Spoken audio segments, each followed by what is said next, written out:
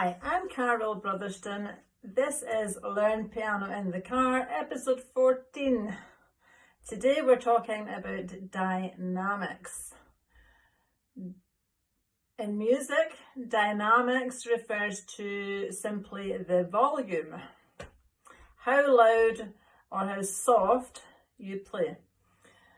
There are a few more Italian words for you to learn today. So the first one is actually the word piano. Piano in music means softly. The opposite of that is forte, which means loudly. That's your first two words. Piano, softly, forte, loudly. And that is down to if you have a weighted keyboard, which I would always advise that you do have. When you buy a keyboard off the internet or wherever, make sure one of its features is weighted or touch sensitive keys. You need to be able to play louder if you press harder and softer if you press more gently. It's a fundamental part of playing the piano. So look for that characteristic. Obviously, in an acoustic piano, it's got that ability. You must make sure you have that because you need to be able to express yourself. And the only way you can express yourself in music, if you're playing a piece of sheet music and I'm playing a piece of sheet music, the only way we can make my version different to yours is in the way that we express it, which is the dynamics and the articulation. We talked about articulation yesterday. Articulation is about making notes smooth or short and clipped and a few other things. But we're not talking about articulation today. Today we're talking about dynamics, and dynamics is about the volume. There's piano and there's forte, and there are a few other directions as well, but we're only going to focus on those two today. I don't want to overwhelm you with loads of new words. Two other words and two other features of music I want to think about are crescendo. I'm sure you've heard of that. Usually it's, somebody might write a book. If they drop a load of plates, there's a crescendo of noise. Crescendo means getting louder. Crescendo looks like an elongated V, letter V, on its side. So can you just imagine that? Or a hairpin, or get something in your mind to think about what the crescendo looks like. And it starts off closed and opens up. I think of it like a mouth. So if you think about your mouth being closed and then open, that's a crescendo. So if it's closed, it's quiet, and as it opens up, you can make more noise.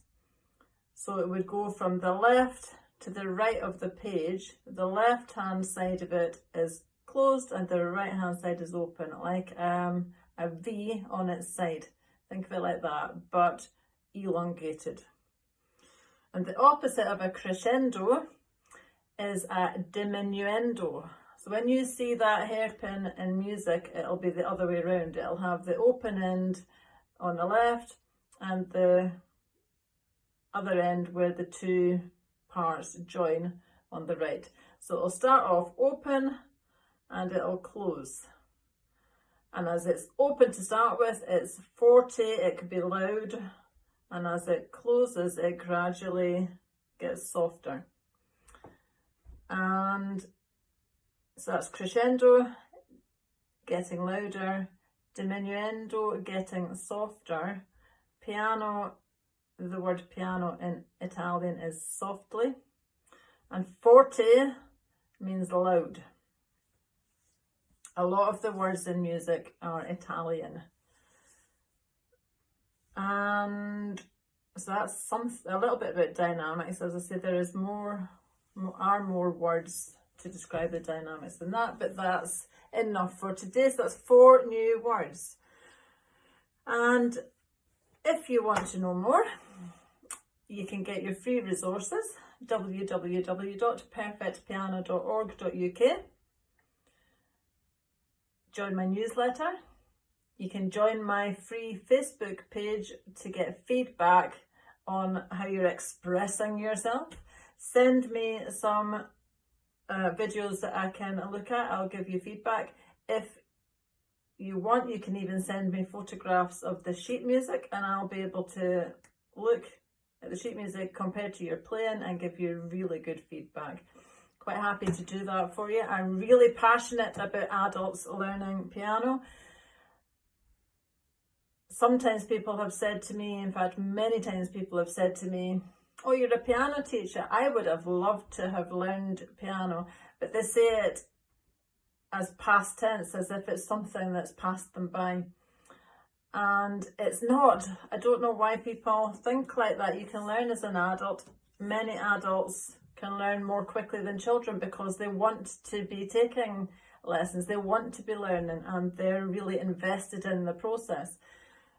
And there's nothing stopping you except for yourself. You can take a horse to water, but you can't make it drink. That's been said many times, and it's actually true. You can take yourself to the gym, but just because you're in the building doesn't mean to say you're going to work out. There has to be a driving force that comes from you. You have to decide you're going to do piano, and if you decide you're going to do it, then my friend, you will be able to do it. But do it through a method like this where you can get feedback. If you're learning from home, you picked up a book, a method book, and you're trying to teach yourself from the book, you need feedback.